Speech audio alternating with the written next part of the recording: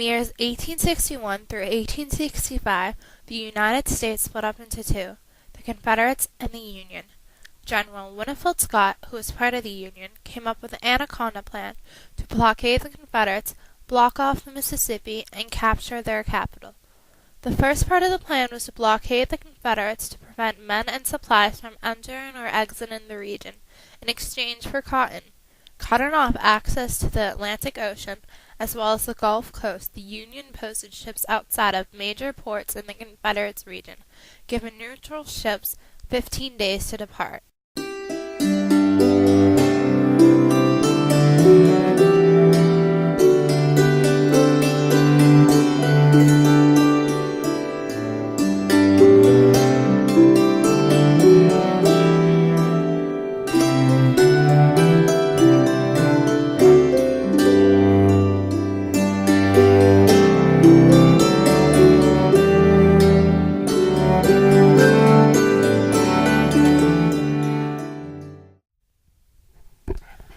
On April 30th, 1861, Norfolk became the first port to be blockaded, followed by Charleston, Savannah, and Mobile on May 28th.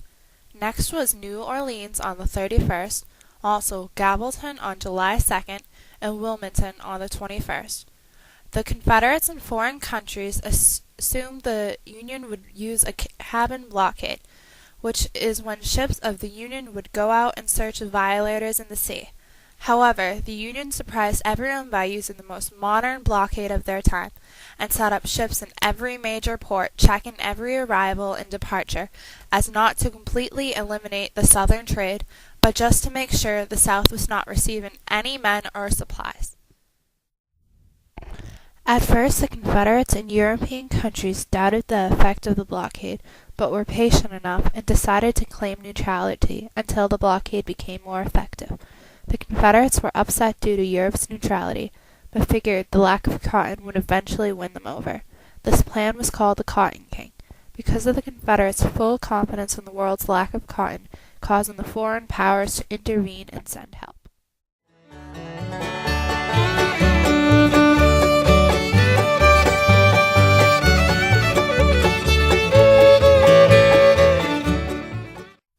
We are very confident that a continuance of the war for any length of time between the North and the South and the attempt blockade of the southern ports will gradually and certainly involve England and France in our troubles. It requires no prophet to foretell with what side they will act. All their interests, which is the lever that moves the world, are identified with the South. Said the Valley of the Shadows, a newspaper in the Confederates region.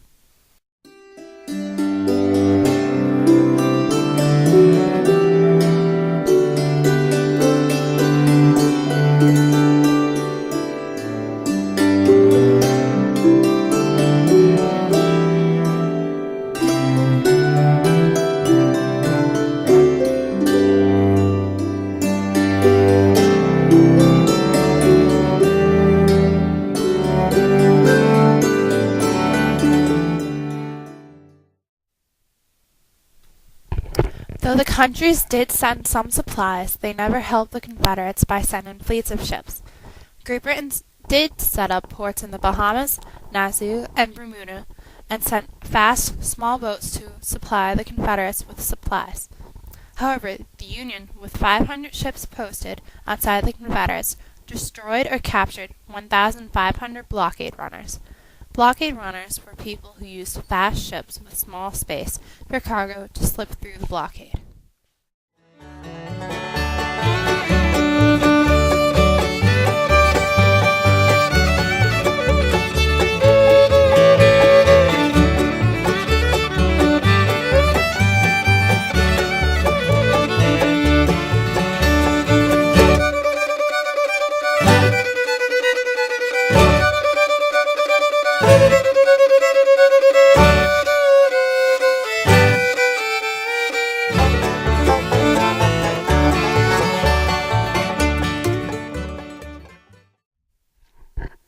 Around May 1861, the South soon realized the blockade was serious, as goods became scarce. With prices going up, merchants began charging higher prices than ever for small packages of cargo.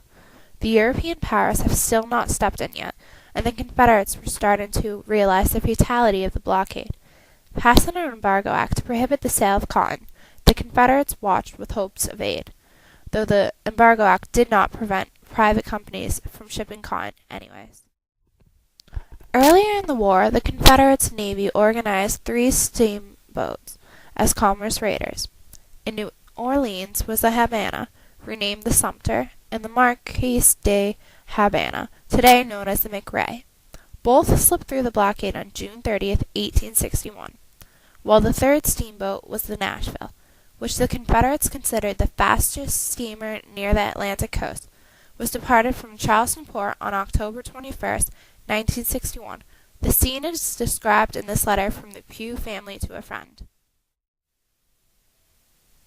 This was a new steamer and one of the 8 or 10 or maybe more, I don't recollect. You might have seen an account of them some time ago, that was fitted out in England by some of those southern oligarchies for the purpose of running the blockade. We heard a few days ago that she had run the blockade. She had a very valuable cargo, $150,000. We also heard yesterday that the captain of the Nashville was aboard her. There has been several similar cases. We might have had more and more valuable prizes than any other vessels out. However, with the Embargo Act backfiring, the European powers refused to go to war with the Union over cotton. Despite the depression in the textile factories, the Confederates had lost their only hope. The fact that their infamous plan of the Cotton King failed shocked the Confederacy, leading them to start installing Great Britain and other foreign powers who also refused food became very scarce, triggering riots over food and goods. On April 2nd, 1868, one of many riots occurred. Women who have gathered to speak to the governor in hopes of gaining food were turned down and started smashing bakery windows and stores all around. One woman describes the scene in a letter to her friend. I sat on a bench near, and one of the number left the rest and took the seats beside me. She was pale, emaciated girl, not more than 18. As she raised her hand to remove her sunbonnet and use it for a fan, her loose calico sleeve slipped up and revealed the mere skeleton of an arm. She perceived my expression as I looked at it, and hastily pulled down her sleeve with a short laugh.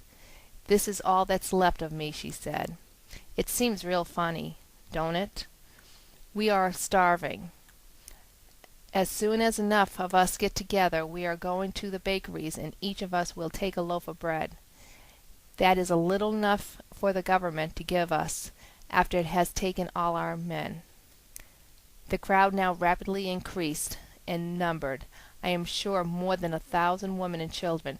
It grew and grew until it reached the dignity of a mob, a bread riot.